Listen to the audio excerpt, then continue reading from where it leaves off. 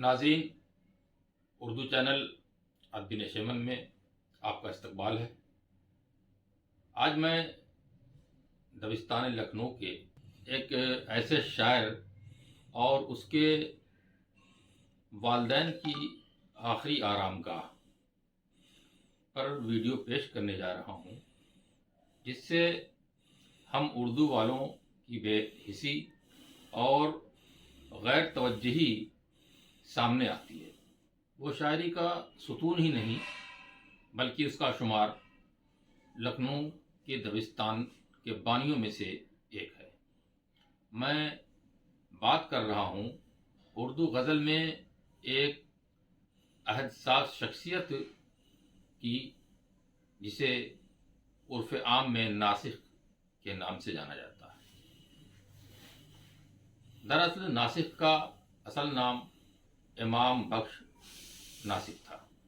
یہ سچ ہے کہ ناسک سے پہلے لکھنؤ میں دہلی کی شاعری اور دہلی والوں کا سکہ رائج تھا۔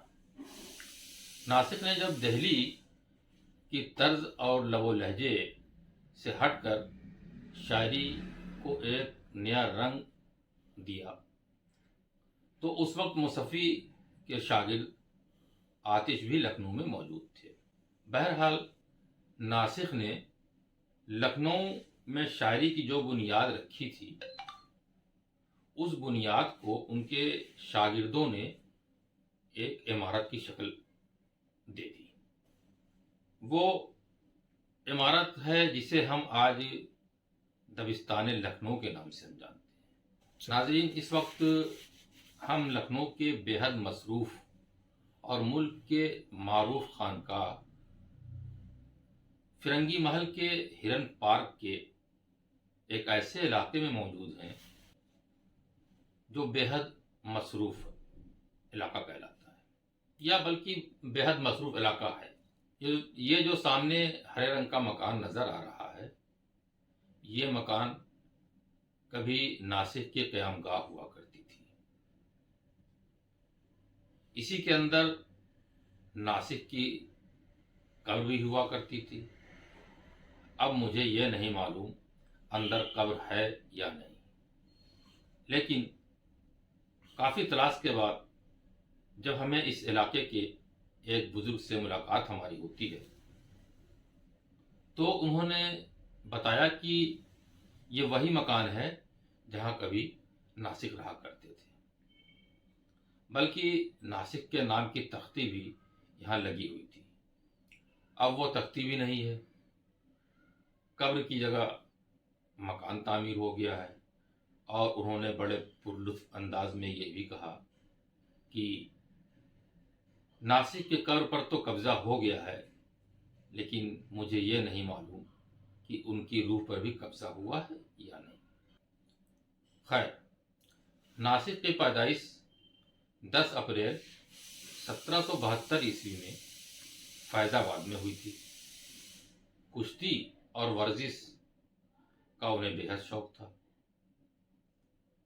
بچپن میں ہی والد کا انتقال ہو گیا، اور ان کی پرورش یا سرپرستی فیض آباد کے امیر محمد تقی صاحب نے لے لی۔ ناسک ان کے ساتھ لکھنؤ چلے آئے، اور لکھنؤ کے ایک رئیس کاظم علی سے منسلک ہو گئے۔ کاظم علی ناسک سے اس قدر متاثر ہوئے کہ انہوں نے ناسک کو اپنا بیٹا بنا لیا۔ 16 اگست 1838 عیسوی کو ناسک کا انتقال ہو جاتا ہے، اور وہ اسی ہرے رنگ کے مکان کے اندر جو ان کی قیام گاہ تھی، اسی کے اندر وہ ان کی تدفین ہو جاتی ہے۔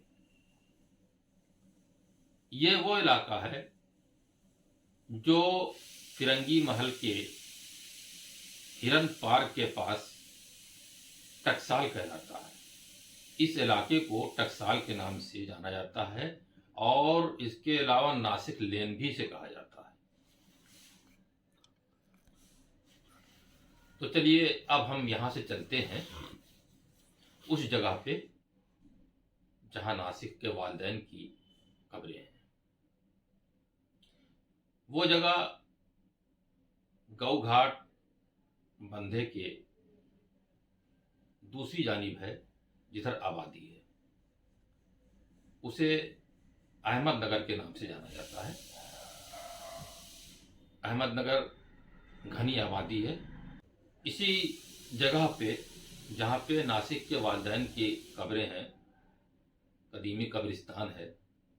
اس قبرستان میں حضرت نصر اللہ شاہ رحمۃ اللہ علیہ کی درگاہ بھی ہے، جن کے بارے میں یہ کہا جاتا ہے کہ اکبر نے اپنے وزیر کو اولاد کی خاطر ان کے پاس بھیجا تھا، اور اس کی ایک الگ ہی کہانی ہے. بعد میں اکبر بھی آئے تھے یہاں پہ، یہ تاریخ سے معلوم ہوتا ہے.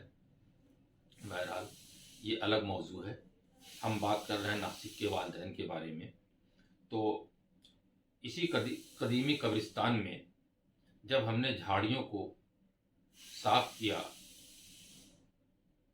اور تلاش کرنے کے بعد ہمیں ایک مقدوس سی قبر کی والدہ ان کی نظر آتی ہے، جو منہدم ہونے کی کگار پر تھی. اگر اس کی مرمت وقت پہ نہ ہوتی تو ہو سکتا ہے کہ 2-4 مہینے سال بھر کے بعد وہ منہدم ہو جاتی اور اس کی نشاندہی بھی ختم ہو جاتی.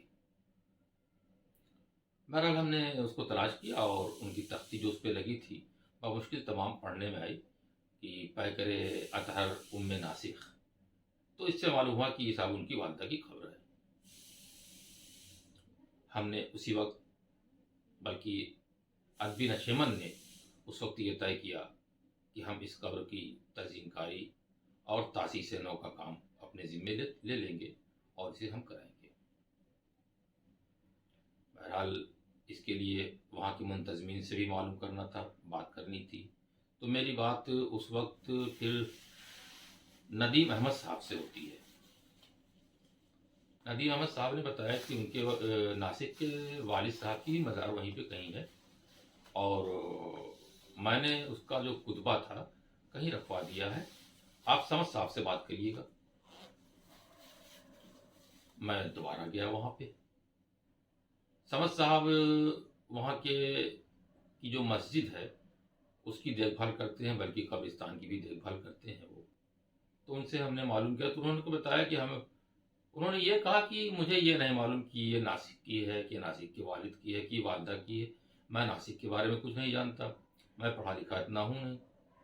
ہاں اتنا معلوم ہے کہ یہ جو پتھر جسے کتبہ ہم کہتے ہیں یہ اس مزار پہ رکھا ہوا تھا، ہم نے حفاظت سے اٹھا کر کے وہاں رکھ دیا. تو اس سے یہ معلوم ہوا ہم لوگوں کو کہ یہ جو کتبہ لگا تھا یہ ناسک کے والد کا کی مزار ہے یا قبر ہے.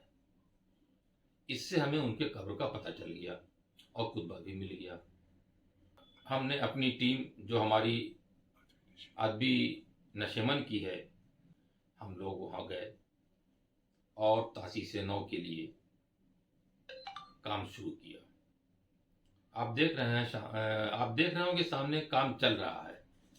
یہ کام ہم لوگوں نے اپنی سرپرستی میں اپنے سامنے کرایا. ناسک کے والدین کی قبر کو دیکھ کر جو بے حد بوسیدہ جائزہ حالت میں تھی، یقیناً، بلکہ میں یقین کے ساتھ یہ کہہ سکتا ہوں کہ اگر 1-2 سال اس پر توجہ نہ دی جاتی تو اس کے نام و نشان بھی مٹ جاتے. ناسک کے تو مٹ ہی گئے ہیں. پتہ نہیں ناسک کی قبر اندر ہے بھی ہے نہیں ہے ان کے مکان کے اندر. ان کے والدین کی مزار یا قبر جو موجود ہے وہ بھی ختم ہو جاتی ہے.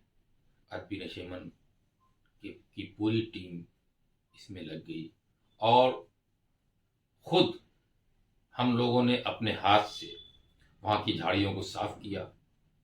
بعد میں مزدور لگایا، مستری لگایا اور اس کی مرمت کرائی گئی جو آپ کے سامنے ہے. بہرحال 18 دسمبر 2021 کو یہ کام مکمل کرا لیا گیا ہم لوگوں نے، اور ان دونوں قبروں پر ادبی نشیمن کی جانب سے تاسیس نو کی تختی بھی لگا دی گئی۔ ناظرین، یہ ہماری بے حسی کا نتیجہ ہے کہ ہم دبستان لکھنؤ کے بانی اور ان کے والدین کی آخری آرام گاہ کو بھی محفوظ نہ رہ سکے۔ یہ بے حد افسوس، صد افسوس کی بات ہے۔